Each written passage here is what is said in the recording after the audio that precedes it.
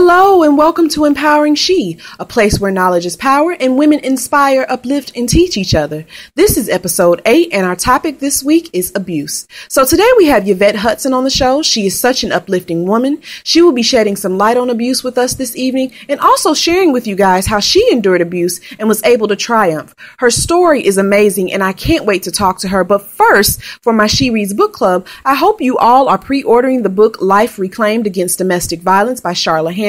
I had her on the show Tuesday and she gave some very inspiring and informative, and she laid out some very good information. To get the book, you can go to Charla's website at www.charlahammond.com or go to my website at www.indiarochelle.com and click on the tab She Reads, and everything you need is on that page. So Tuesday, I told you guys that there are 6 types of abuse. I want to bring some clarity to what each one of them mean. The first is emotional. Emotional abuse are insults, put downs, intimidating you, embarrassing you in public, talking down to you, not listening to or respecting your feelings, making threats, being jealous, possessive, controlling behavior. And with controlling behavior, that could mean checking up on you, making you feel like you need to justify yourself, and giving you no privacy. The second is physical. Physical abuse is standing over you, getting in your face, blocking a doorway, grabbing you if you try to leave, kicking, punching, biting, slapping, choking,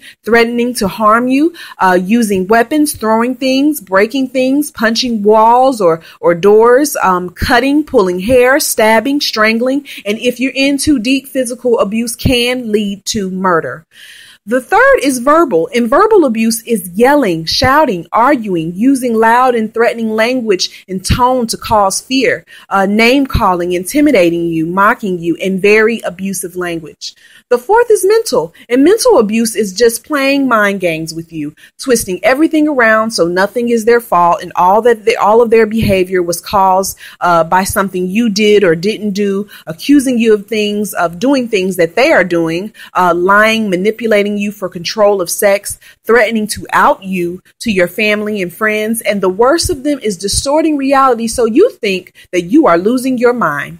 The fifth is sexual, and sexual abuse is rape. It's unwanted sexual touching, vulgar comments, pressure for sex, forcing you to have unprotected sex, forcing you to have sex with other people or watch your partner have sex with someone else, and even forcing you to use or participate in pornography.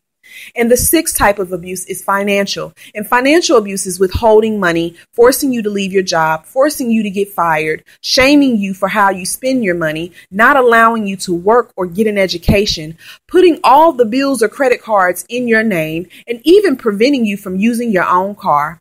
Financial abuse is most of the time it's witnessed in prostitution, but it does happen in relationships too. And I felt that it was really important that I lay out these types of abuse because most people think that there's just 2 or 3 types. And that's why I want to educate you ladies so you can see that abuse is done in many ways and in many different forms. This information can be found on www.projectpave.org. And though the organization is dedicated to increase teen awareness on abuse, it has a lot of information that every woman could use on there. Again, the website is www.projectpave.org. So now that I filled you in on the different types of abuse, I want to bring on my very special guest, Yuvette Hudson. This is a woman who is inspiring, uplifting. She carries so much strength. And if you can't tell already, I really, really, really admire her. Welcome to Empowering She, Yuvette. How are you today? Hello, I'm fine. How are you? I'm fine. Thank you for having me. You're welcome. Can you tell us a little bit about yourself? Sure. My name is Yuvette Hudson. I currently am one of the commissioners on the Board of Commissioners for the DeKalb County Housing Authority. I'm also Vice Chairman of Resident Services Incorporated of DeKalb County. I'm a child sexual abuse survivor. I'm a domestic abuse survivor. I was a teenage mom. I was a welfare recipient, a Section 8 participant, who have overcome those barriers. And now I can say that I'm a lady, a woman of courage and strength. I am a leader. Wow. And that's awesome. And I'd like to tell my listeners and subscribers how I met you.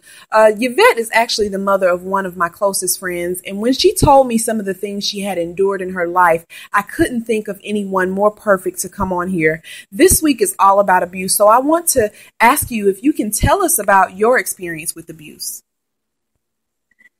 My experience as with the abuse started from the age of 10 to 12 when I was sexually abused as a child. Also,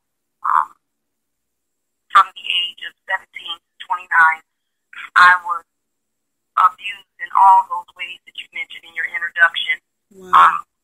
By my ex-husband. And it was a very traumatic experience that I don't wish on my worst enemy.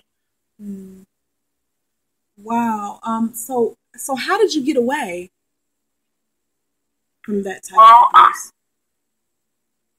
Actually, it was a divine intervention from God. I prayed a lot, and I also looked at my children, and I could never forget the looks in their eyes, and I couldn't put them through it. I told myself that it wasn't fair for them to have to go through it, but it was definitely God. I reached out to a pastor, and she prayed over my life, and that situation ended the next day after she prayed over my life. Wow. Wow. And that's great. And I love to hear when women get away from their abusers, but there are some that return back to their abuser. Why do you think women are so easily persuaded to go back to their abuser? I think because they want to hold on to the possibility that their abusers will change. When you're in love and think that you're in love, you want to look at the best in someone, and you're hoping that, they will see the good in you and that you're a good person. That was part of my experience, You want to hope that, you can't believe someone that would actually treat you that way. But then on the other side, you want them to change. You're hoping that they will change. Along with the abuser, controlling, persuasive attitude, telling you that they're going to change, you want to hold on to the hope and believe that they will change. And I think that's why many women go back, to their abuser, because they're looking at the possibility and want to hold on to the fact and sure believe that it is a possibility that they will change. Wow, and I agree. I know what that feels like. So how did you move on with your life after being abused? I started becoming more self-sufficient. I started working. I went back to college. I started, I've always wanted to, I knew that it was something in me, and I know that I knew deep inside that I deserved better. So I started reaching out, and I started putting myself around people that I could model my life around.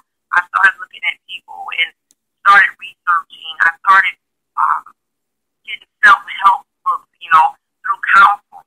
I started becoming self-sufficient because a lot of women that are abused, they're codependent on their abuser. Right. And so you have to break that codependency and start being self-sufficient. So that right there, me becoming more self-sufficient, is how I started moving forward. Awesome. And now you're so involved with the community. I have to know, what empowered you to speak up on abuse? Well, I've always been a motivator. People come to me, they got issues, they got problems. I'm always there.